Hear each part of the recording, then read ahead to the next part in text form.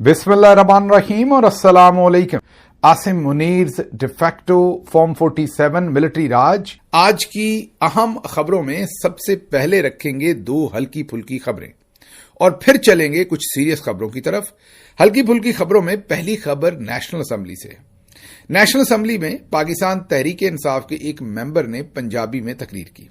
वो मेंबर जो हैं वो भी जर्नल्स को काफी हद तक प्यारे हुए हैं, लेकिन वो जरा उनको लगता है कि जब वो पंजाबी में तकरीर करते हैं तो उन्हें जरा माइलेज ज्यादा मिलती है, सोशल मीडिया पर जरा उनकी तकरीर ज्यादा वायरल होती है। बहरहाल जो भी वजूहात हैं उन तमाम वजूहात को सामने रखते हुए ही जो उनको फायदा होता है या नुकसान होता है वो बार बार पंजाबी में तकरीर करते हैं, या जब तकरीर करते हैं तो उसमें पंजाबी के फिक्रे लेकर आते हैं। अच्छा, अब इसमें कोई मायूब बात नहीं। पंजाब पाकिस्तान का आप ये कहिए कि 65% आबादी जो है वो पंजाब से है, और पूरी दुनिया में स्विट्जरलैंड को देखें तो वहां पर एक ही वक्त में जर्मन जुबान भी बोली जाती है, फ्रेंच जुबान भी बोली जाती है और इटालियन भी बोली जाती है। जो रीजनल जुबानें हैं 3 हैं, और वो तीनों अपनी अपनी मर्जी के मुताबिक अपने रीजन्स में और वो नेशनल लेवल पर भी वही जुबान बोलते हैं। पंजाबी जुबान वैसे तो औलिया अल्लाह की जुबान है, आपको पता है। बाबा बुल्ले शाह हो या वारिस शाह हो, सभी ने पंजाबी के अंदर इतनी मीठी, इतनी तहजीब वाली, अदब वाली पोइट्री लिखी है, इतनी गहरी जुबान है कि इसकी कोई इंतहा नहीं। पंजाबियों का दिल भी खासा खुला है। आप गौर कीजिए, 65% पॉपुलेशन होने के बावजूद ऐसा नहीं है कि पंजाबी कोई जरखेज जुबान नहीं है, या जो हमारी अशराफिया ने पंजाबी को एक बदतमीजी की जुबान के अंदर आप ये कह लीजिए कि उसकी डिपिक्शन कर दी है, ये दुरुस्त नहीं है। पंजाबी शायद कई डायमेंशन से तो उर्दू से भी ज्यादा रिच जुबान है।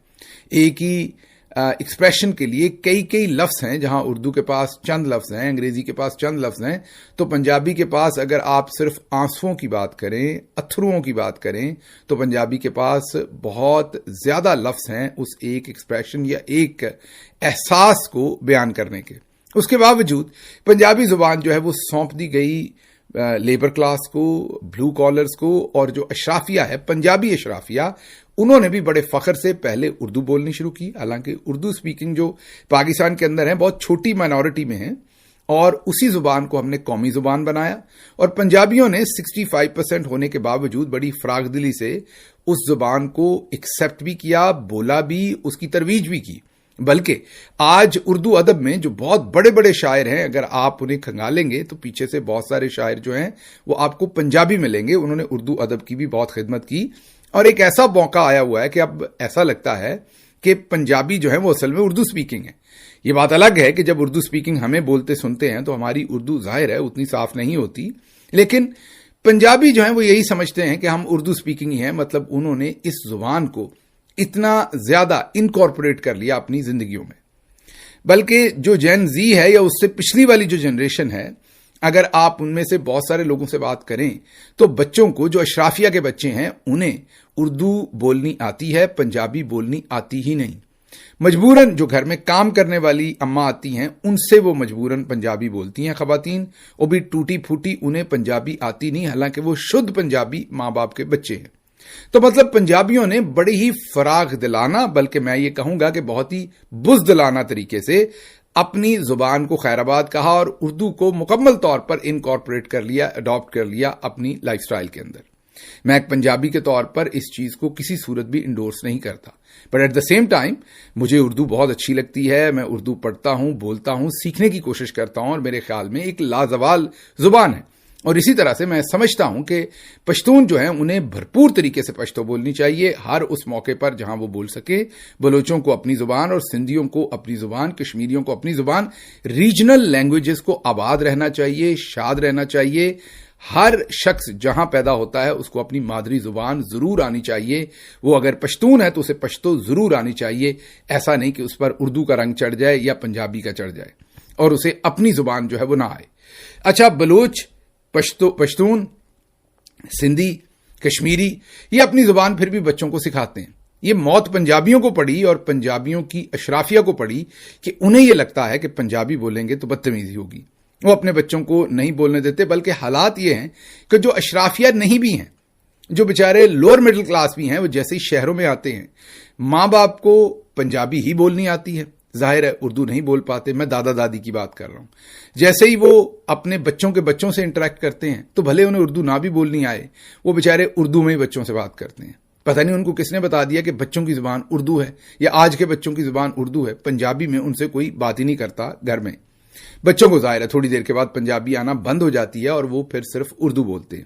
اب جو ایلیٹ ہے ان کی حالت یہی ہوگی کہ انہیں اردو نہیں آتی, وہ انگریزی میں بات کرتے ہیں. جو ایلیٹسٹ مائنڈ سیٹ ہے اس کے اندر صرف اور صرف انگریزی بولنی ہے.